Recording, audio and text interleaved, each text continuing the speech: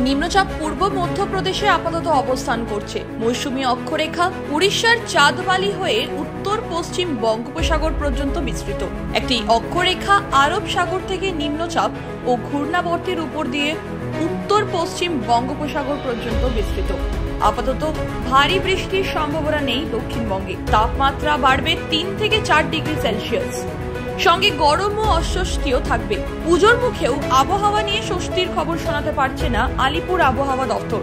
বৃষ্টি চলবে। কলকাতা সহ সমগ্র দক্ষিণবঙ্গে বজ্রবিদ্যুৎ সহ বৃষ্টি এবং ঝড়ো হওয়ার সতর্কতা। উত্তরবঙ্গে রয়েছে ভারী বর্ষণের পূর্বাভাস। শুক্রবার দক্ষিণবঙ্গে বজ্রবিদ্যুৎ সহ বৃষ্টির সম্ভাবনা বেশি থাকবে হাওড়া, দক্ষিণ 24 পরগনা, পূর্ব পশ্চিম মেদিনীপুর, বীরভূম এবং মুর্শিদাবাদে। সঙ্গে 30 থেকে 40 কিলোমিটার গতিবেগে বইবে দমকা হাওয়া। দক্ষিণবঙ্গের পাশাপাশি উত্তরবঙ্গে বিক্ষিপ্ত বৃষ্টির পূর্বাভাস উপরের দিকের জেলাগুলিতে।